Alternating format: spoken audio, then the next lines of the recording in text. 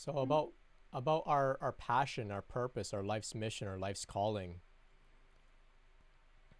So of course, this process, this Kundalini awakening process, transforms us. It brings us, you know, gifts, abilities. It heals us. Maybe we have certain blockages to living our purpose. We don't feel that we're worthy of having a fulfilling life or a life job or a career, or we don't feel comfortable to be an artist or be a healer or whatever it is. Of course, before I continue, I just want to say the Kundalini process doesn't necessarily have to bring you to a new career, but it does bring you to a new way of being. And so you can live your purpose, your passion out. It doesn't have to be your career. It could be. So when we go through this process, we go through a transformation, a healing. So we release old blockages, old limitations, then we also develop new skills, right? And so we wonder, what do I do now? What's life want me to do with all of this new transformation that I've gone through? So in Kundalini Vidya, which is Joan Harrigan's work, I was just reading it the other day. She describes 4 types of individuals that reach a very advanced stage in the Kundalini process. So the first type is the kind that goes out and shares spiritual teachings. The other is the type that stays to themselves and just waits for other people to approach them, and then they share spiritual teachings. The third type is a householder who just continues their life in the world. And the fourth type is the hermit that just keeps to themselves, doesn't share anything, just hangs out with themselves.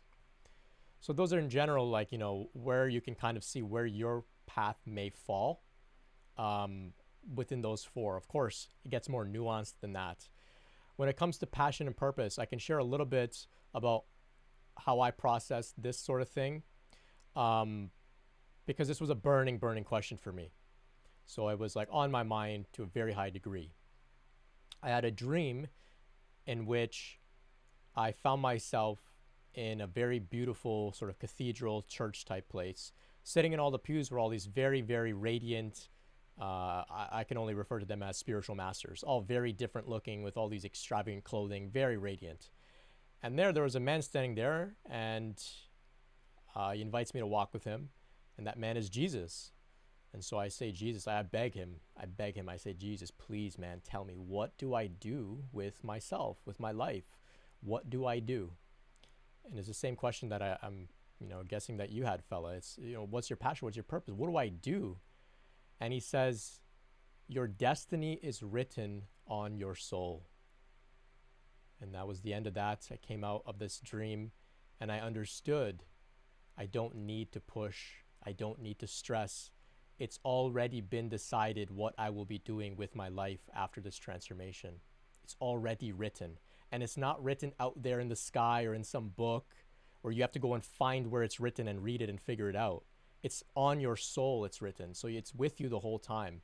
And you can't get it wrong. It's already been decided. So relax, surrender, give it all up to God and say, God, my hands are yours.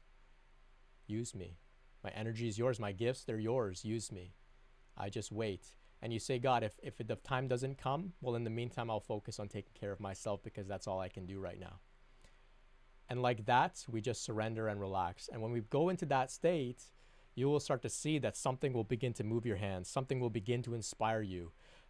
The passion, the purpose, the mission will begin to reveal itself. You'll get to see like a line or two of what's written on your soul. You won't get the whole picture all at once because that's no fun. You get a line or two and you'll understand, okay, I'll move forward. So that's the spiritual perspective.